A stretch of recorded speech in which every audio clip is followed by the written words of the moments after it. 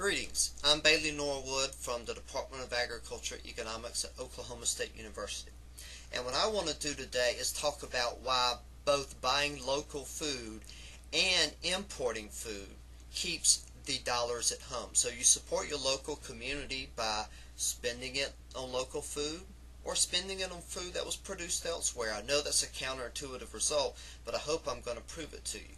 We're also going to talk about why you do support the American economy when you import oil, and you should not feel like you're being unpatriotic by importing oil from other sources. First, let's have a little background into this issue. Tom Vilsack is the U.S. Secretary of Agriculture beginning in 2009 and still is, as this is being recorded, in March of 2012. And when once asked about local food, he said, "In a perfect world, everything that was sold, everything that was purchased and consumed would be local so that the economy would receive the benefit of that." We're going to show today that that statement is absolutely false. I also want to bring to your attention my alma mater. I got my PhD from North Carolina State University, and they have a program where they are trying to convince people to spend 10% of their food from local sources. And one of the reasons they argue someone should do this is they say, help us build North Carolina's local food economy by joining the campaign and encouraging your family, friends, and neighbors to do the same. I'm going to argue that you help North Carolina's local economy by buying local food or non-local food, either one. I also want to point out that the arguments I'm going to bring forth today are old ones. They were known in the 18th century. Since the 18th century, we've known that when you import goods from other regions, those dollars you spent that went elsewhere, they're going to come back. And I want to point out two quotes from David Hume. David Hume is a Scottish philosopher, a very famous one. He had an essay on the balance of trade, and he says, "There still prevails, even in nations well acquainted with commerce, a strong jealousy with regard to the balance of trade, and a fear that all of their gold and silver may be leaving them." When people say you should buy local food, many times what they're arguing is, keep the dollars local. Don't let those dollars escape to other places where they argue is a transfer of wealth. David Hume also says, "The writings of Mr. McGee struck the nation with a universal panic, and when they saw it plainly demonstrated by a detail of particulars that the balance was against them for so considerable a sum as must leave them without a shilling in 5 or 6 years." I realize that narrative is a bit hard to understand, but what he's saying is that people who were concerned about the balance of trade, like locavores are today, essentially they're worried about dollar bills leaving an economy and wealth going with it. And we're going to show that that simply is not true. And our goal today is to show that if you spend $1 to import a good, regardless of where that import comes from, that will result in $1 coming back to the U.S. in the form of foreigners wanting our exports. And the reason is that exports equals imports. I'm not being a revolutionary here. I'm just telling you things that were known in the 18th century and that have not been refuted since. What I want to do now is show you a video that was posted on YouTube, may have even been run on TV. It's a video aimed at convincing Americans that we need to use the natural gas within America to replace oil in our transportation system. I'm not going to show you all of the film, but notice one of the main motivations for doing this is so that we're not dependent on foreign oil. And it's going to be claimed that importing oil is bad because we pay US dollars for it. The dollars go to foreigners, and that's like a transfer of wealth, a loss of wealth. It's not true, but I'll show it to you to show how prevalent this fallacy is. Did you know back in 1970 we imported 24% of our oil, and by 1990 it was 42%. Today it's almost 70% and climbing every minute. Over $700 billion are leaving this country to foreign nations every year. That's 4 times the cost of the Iraqi war, and it's killing our economy. It'll be the largest transfer of wealth in the history of mankind. We don't need any more talk. Now think about what that statement says. Over $700 billion are leaving this country every year. It makes it seem as if Americans spend $700 billion to import oil, and that $700 billion, it's gone. It's given to foreigners. And implies that if instead we would have spent $700 billion to produce something that Americans made in the U.S., that $700 billion would have stayed in the U.S., such that if you spend $700 billion, someone in America is going to receive that $700 billion. And the Pickens commercial makes it seem as if you spend $700 billion in imports, that $700 billion could have been given to Americans instead. But what I'm going to argue, that it's been well known for 100 years that if we spend $700 billion to import something, that's going to cause $700 billion to return to the U.S. in the form of U.S. exports. So if you spend $1 importing something, that dollar is coming back to Americans. And you're benefiting Americans just as much by importing as you are if you spent the dollar here in the U.S. Let's do a little thought experiment to show that when any region spends money to import a good and those dollar bills leave that region, those dollar bills are coming back. Let's do a little thought experiment where we're going to say the state of Oklahoma is trading with the state of Minnesota. We trade in the same currency, dollar bills.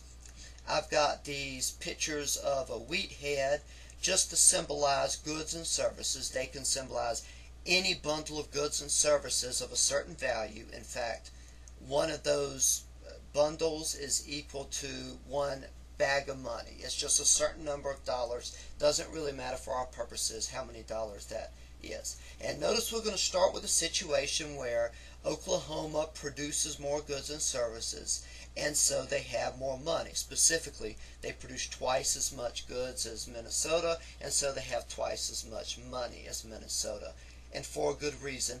Also, we're going to start off with the idea that the price of goods and services in Oklahoma equals the price in Minnesota. And just to make sure we understand, we're talking about the prices of things in general, not just one good. We're going to say prices in Oklahoma. Now, this only refers to goods that can be traded between Oklahoma and Minnesota. So if you have land in Minnesota, you cannot pick up that piece of land and carry it to Oklahoma and sell it. So land would not be part of this requirement that prices in Oklahoma equal prices in Minnesota. So let's do a little thought experiment. Let's suppose that Oklahoma says importing food is bad, but exporting food is okay. And so Oklahoma never wants the case that food is going to leave Minnesota and come into Oklahoma. But they say food leaving Oklahoma to be sold in Minnesota is okay. And the reason they're going to say that is because when we export to Minnesota, Minnesota pays us in dollar bills, and so the dollar bills come into the local community. So let's assume this happens and we sell Minnesota some food in exchange for money. And let's suppose that we do that one more time. We export more food to Minnesota in return for more money. Look what's happening in both regions. In Minnesota, there are more goods and services and less money. In Oklahoma, there is less goods, less food, and more money. And so there's an imbalance between the amount of money and the amount of goods and services produced. Now, what's going to happen to prices? I'm going to argue that when you have a capitalistic system, prices are going to change. In Oklahoma, people now have more money, and there's less goods and services to go around, less food. So prices in Oklahoma are going to have to rise. Conversely, prices in Minnesota are going to fall. There's less money, people have less money, they have less money to spend, and there's more food that needs to be sold, and prices are going to have to drop for that same number, for less dollar bills, to buy more food. So prices go down in Minnesota and they go up in Oklahoma. Well, once that happens, people are going to want to take advantage of these prices. For instance, people in Oklahoma are going to say, food is really expensive here. Why don't we take our money to Minnesota and buy food there where it's cheaper? Conversely, people who produce food in Minnesota or have food or any goods and service, they're going to say prices are low in Minnesota, prices are high in Oklahoma, so we're going to take stuff to Oklahoma to sell. And so the point is that now goods are going to flow from Minnesota to Oklahoma. Money's going to go from Oklahoma to Minnesota, such that the balance between goods and services and the amount of money in each region is restored. Prices in Oklahoma are going to fall, prices in Minnesota are going to rise until prices are once again equal to one another. And so what we just showed that this money that left Minnesota to go into Oklahoma, it eventually had to come back.